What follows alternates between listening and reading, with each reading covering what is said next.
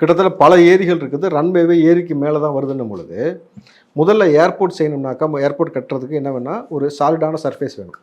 அப்போ என்ன பண்ணுவாங்கன்னா, முதல்ல அங்கேருந்து அந்த நீரை வெளியேற்றுவார்கள். நீரை வெளியேற்றுனா அந்த நீர் எங்கே போகும்? அவ்வளோ நீரை நீங்கள் வெளியேற்றி அந்த நீரை எங்கே கொண்டு போய் கடத்தி விடுவீங்கன்னு நம்மள ஒன்று. ரெண்டாவது, அப்போ நிலத்தடி நீர்ன்றது ரொம்ப அதல பாதாளத்துக்கு போய் அதை சுற்றி இருக்கக்கூடிய நிலம் எல்லாமே பார்த்தீங்கன்னாக்கா வறண்டு போவதற்கான, நீர் இல்லாமல் போவதற்கான ஒரு வாய்ப்பு. அந்த மண் கொலகொலன்னு இருக்க சதுப்பு மண், அந்த மண் அல்லணும்.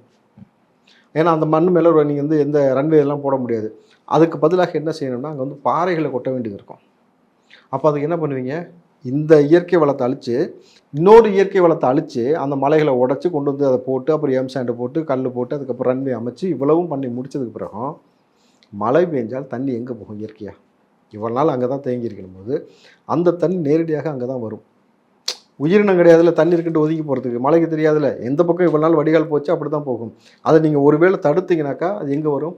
ஊருக்குள்ளே வரும், சென்னைக்கு வரும். நமக்கு வந்து கிட்டத்தட்ட பார்த்தீங்கன்னாக்கா இந்த மலைக்கே வந்து நம்ம என்ன அலுவலப்பட்டோன்னு தெரியும். அப்போ ஒன்று இங்கே வரும், இல்லாட்டி ஏர்போர்ட்டுக்குள்ளே போகும், அந்த ஏர்போர்ட் நாசமாகும். அப்போது ஒரு வளர்ச்சி என்பது ஒரு நாட்டுக்கு எப்படி இருக்குன்னாக்கா, நீங்கள் போடக்கூடிய உரம் அது நெல் பயிருக்கு போச்சுன்னா தான் அது பயன்.